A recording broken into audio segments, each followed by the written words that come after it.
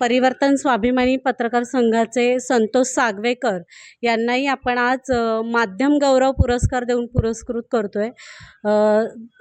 Doctor Madhusudan Ghanekar यांच्या हस्ते आपण संतोष सागवेकर यांना माध्यम गौरव पुरस्कार देण्यासाठी व्यासपीठावर बोलवत आहोत। इंटरनॅशनल संस्थेतर्फे आपण मागाशी सुरुवातीला मधुकर्णिका सासवडे यांना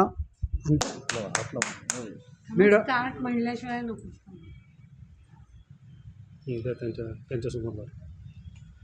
नमस्कार, मी डॉक्टर मधुसूदन घाणेकर, मधुरंग इंटरनॅशनल या संस्थेचा संस्थापक आणि अध्यक्ष। आजच्या या विशेष कार्यक्रमामध्ये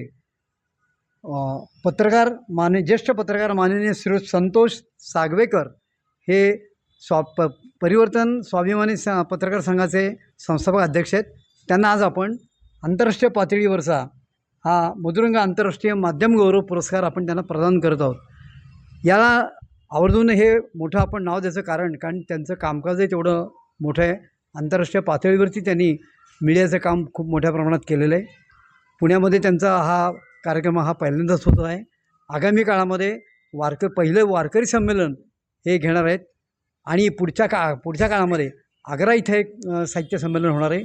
आणि त्याचबरोबर थोडंसं आगाऊ पद्धतीने मी जरा जाहीर करतो आहे की आगामी काळामध्ये आंतरराष्ट्रीय पातळीवरती पहिलं पत्रकार साहित्य संमेलन हा अभिनव ही संकल्पना ही आपल्या सागवेकर हे पूर्णपणे अंमलामध्ये आणणार आहेत आणि तेही संमेलन निश्चितपणे जगातील ऐतिहासिक संमेलन होणार आहे।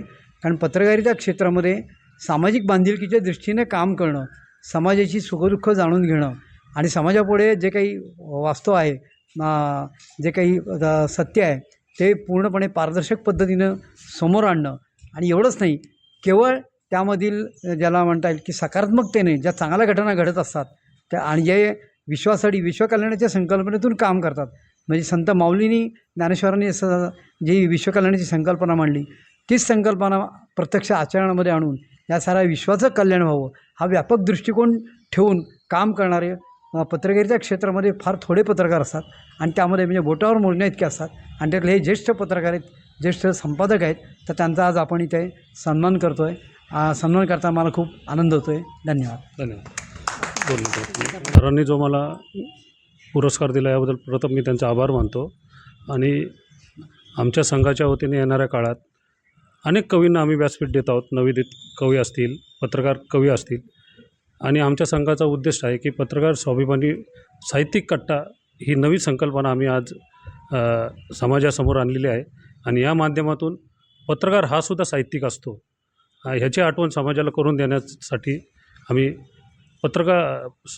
परिवर्तन स्वाभिमानी पत्रकार साहित्यिक कट्टा याची निर्मिती केली असून या माध्यमातून येणाऱ्या काळात आणि त्याचीच ही सुरुवात म्हणून आज सरांनी मला जो पुरस्कार दिला याबद्दल मी त्यांचा खूप आभार मानतो। आणि काही वेळापूर्वी आपल्या सर्वात तरुण ज्या कवयित्री होत्या त्यांनीसुद्धा आम्हाला पहिला मान दिला। त्यांनी आमच्या कट्ट्याला त्यांनी कविता सादर केली, आषाढी वारी, आणि येणाऱ्या काळात आपण त्याच अनुषंगाने आपण वारकऱ्यांचं पहिलं आंतरराष्ट्रीय कवी संमेलन घेत आहोत।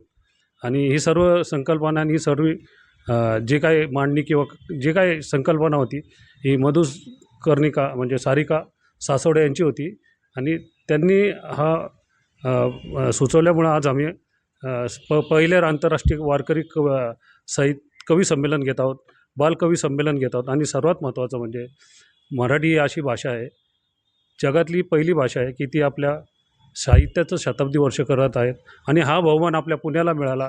मराठी भाषेला शताब्दी वर्ष साजरं करतो आहे हाच खूप मोठा अभिमान आहे आणि मी मराठी असण्याचा मला खूप अभिमान वाटतो की आमच्या भाषेला, आपल्या मातृभाषेला, आपल्या आईला 100 वर्ष पूर्ण आले आणि याचं भाग्य पुणेकर म्हणून या पुण्यात अनेक साहित्यिकांची यांची खूप मोठी इतिहास आहे आणि खूप परंपरा आहे खूप मोठी आणि त्या परंपरेत आज आम्हाला शताब्दी वर्ष साजरा करताना आमच्या पुण्याला बहुमान मिळाला याबद्दल खूप आभारी आहे।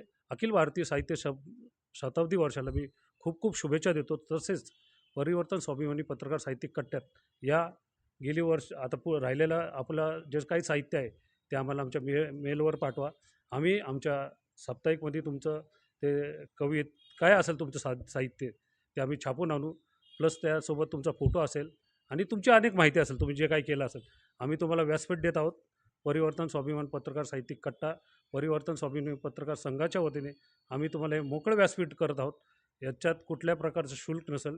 त्याची ही सुरुवात आहे आणि सरांनी पुन्हा एकदा सरांनी मला हा पुरस्कार दिला याबद्दल सरांचं आणि इथे जमलेल्या सर्व कवी आणि कवयित्रींचं मी खूप खूप आभार मानतो आणि एवढंच बोलेल की तुमच्या ऋणात राहण्यास मी सदैव मला ऋणात राहील एवढंच मला वाटतं आणि धन्यवाद.